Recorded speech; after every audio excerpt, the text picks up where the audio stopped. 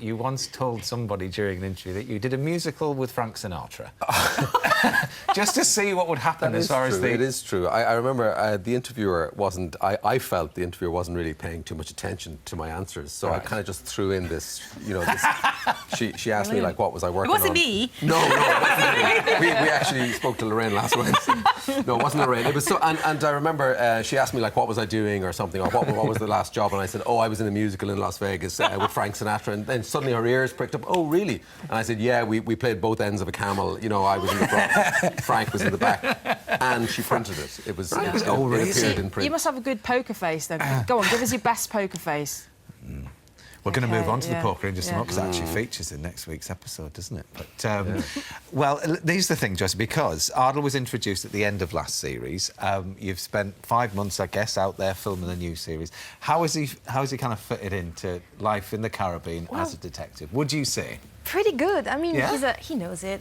He's a brilliant actor, and I know what it's like to be the new guy on the show, because I arrived on series 4, so we did our best to make him feel confident and comfortable, and I think he did a great job. It wasn't easy because last series, just to understand your character, you had a few times to... Yeah, because you were sort of involved in... Was it 2 episodes? There was a little handover, There was kind of sort of the second half of last series, so I kind of joined in, and we had a transition period where Chris's character, Humphrey, was leaving, you know, fell in love and left, and then I joined in. And so I suppose it was probably a bit easier this year to start from scratch. Nickname Pockets O'Hanlon. Because I used to always leave the table with bulging pockets. we were just playing for change, really, at the time. But I always loved the poker, so I was quite into this episode, So you say great episode coming up. I really enjoyed the first one. I didn't get it. I must say I didn't get the... Well, I won't put any spoilers out there if you haven't seen it, but I didn't get it. But as far as life out there is concerned and the actual filming process, how does it fit into your normal life? And do you, where do you live normally, Joe? I live in Paris. Right, OK. Yeah, I live in Paris. And how long do you head over there for, then? 5 months. That's a long time. It's a very long time. Did the family come over and visit, or, you know? Yeah, family and some friends sometimes. Yeah, my parents came over to visit for 2 months. Right. It's a very long time far away from your friends and family, so it's good to have people. And it's a great opportunity to kind of, I suppose, to experience a very different lifestyle, and it's a great privilege for the families to be able to join in. Like, we shoot during the summer, so during school holidays, my teenagers are able to come out, and my wife, and you know, they have a great time, and they really get to know the place, and just it's such a different pace of life for them, and it's all outdoors, so it's great. And would you ever fancy a little part in this, Lorraine? Because we know you've been a detective. It sounds fantastic. Yeah, look, here's the evidence of you as a detective. Oh, that was successful. I watched that. It was so hilarious. Much. And Big Tom, he's the nicest man in the world. That was great fun. Oh, yes, I would love that. Thank you very much. Can you put a word in? Absolutely. But the thing is, everybody's clamouring to be on it. That's the thing. Well, this is the point. There's so many guest actors that are turning up. And is it? There's a real hero Jennifer of yours Lawrence coming up next week.